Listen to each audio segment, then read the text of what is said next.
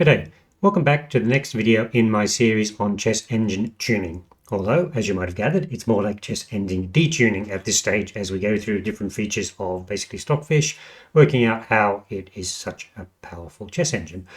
Okay, so today we're going to move on to looking at alpha beta pruning and the importance of move ordering, but I thought I'd just give you a quick sort of review of what I've been looking at in terms of the sources and so on. Now, the first thing that I've been looking at is the chess programming wiki. Lots of great stuff on this website, and I'm just showing you there the quiescence search, which is what we looked at last time, which was where when the engine gets to a terminal or leaf node, it then makes sure there's no checks, captures, and so on to make sure that the position's in sort of a quiet state before it does the static evaluation or the neural network evaluation, right? And we only covered that briefly last time, but even within that, you scroll down, there's a lot of things with quiescence search as well, a lot of features where maybe you add a null move at the end to see if there's any threats which the computer's sort of missed, i.e. there's only one quiet move before you get checkmated.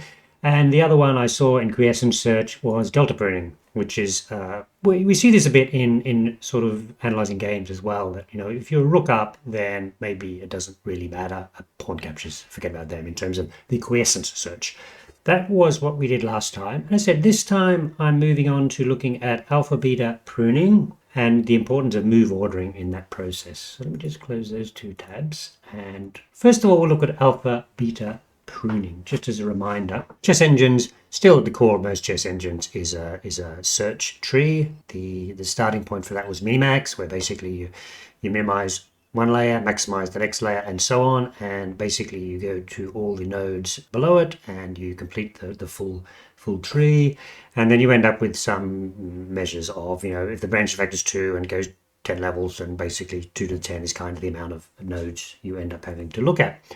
Now, point about alpha beta pruning. As I was doing work for this video, I realized I'm going to have to do another video on sort of alpha beta pruning and some other things, just to sort of explain things a bit better. But we'll just go over it quickly here, right? Here is the Wikipedia example of alpha beta pruning. The idea, you start at the root, and then you go down each of the branches like this to the node, go back up, go back up.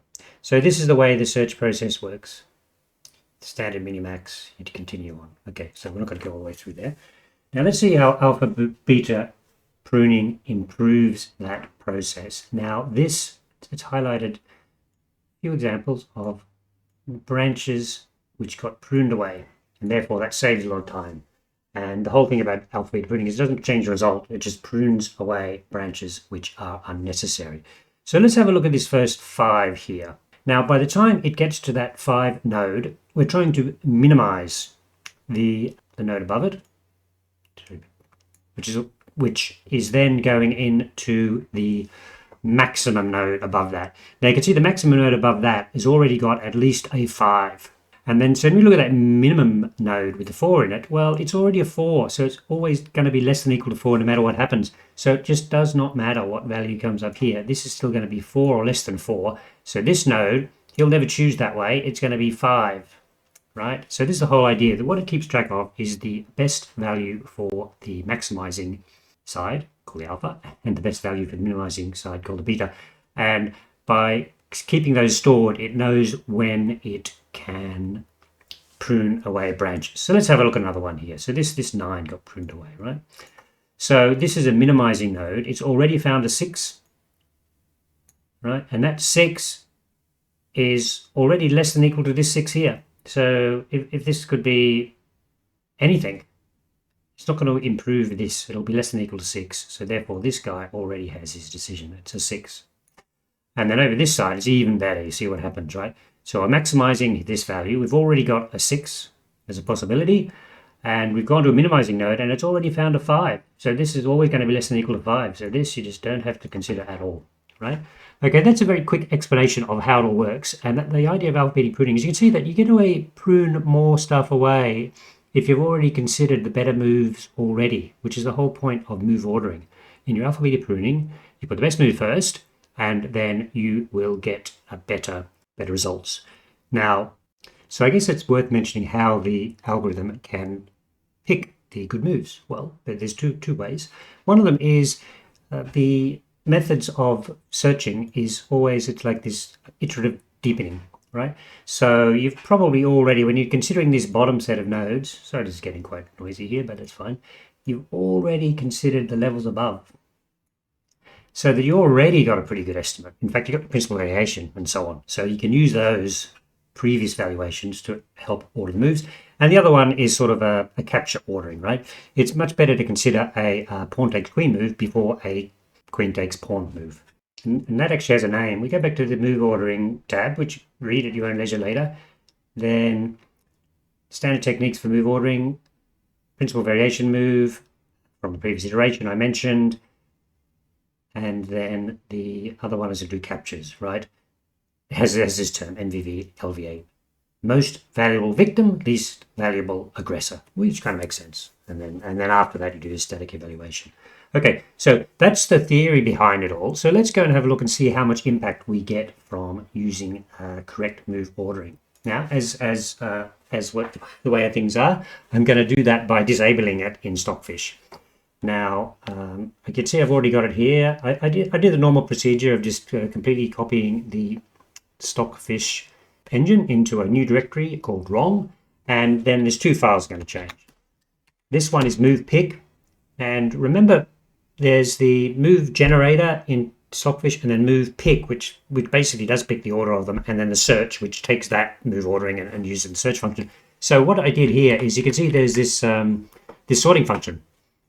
Partial insertion sort, and you can read that there. Sort moves in descending order up to and including a given limit. The order of moves smaller than the limit is left unspecified. Okay, so this I think there's some cutoff levels there. So I have just disabled the sorting function. So if false, I'll just replace it with if false. So it won't sort the moves. So it's not a worst case scenario, but it is not taking advantage of all the previous analysis and the most valuable victim, least valuable aggressor type of information. So I changed that in move pick, and then over the other side, I've also changed the name to wrong order. So that's good. And then what we do now is we've got cute chess. You can see I've run once already, yeah, on this page, right? Cute chess, CLI. I've done Gandalf versus wrong order, and in fact in one game Gandalf won. Now that's quite interesting. So what we need to do here, we need to do normal round. We'll do 50 games, I think that's fair, and I'll do a concurrency of 10. So that will take a while. So I'll just get that running, and when it comes back I will continue the video. Okay, welcome back. I made the screen wider, it'll be wide in a minute. So what is the score here? You look at that, it's 37 wins to Gandalf and only 3 wins to the wrong order guy with 10 draws, and that is an amazing rating difference, 300 points, right? So it really shows you why you need to not just do alpha beta pruning, but you need to put your moves in the right order, and also why so much research goes into how to do the move ordering, because it obviously makes a stonking great difference to your rating and performance. What we can do to sort of have a quick look at why that's happening is I've just done a full sort of debug from the run, and let's just pick on a particular move here because I think it explains it very well, right? This is the feedback you get from Cute Chess, and this was wrong order. This is its move. It got to a depth of 17 with a selected depth of 36. It considered 256,000 nodes, right? And second 1.2 million. So that's what wrong order was able to do. Wrong order was able to get to a depth of 17 with 250,000 nodes. Let's go down and look at the same feedback for Gandalf.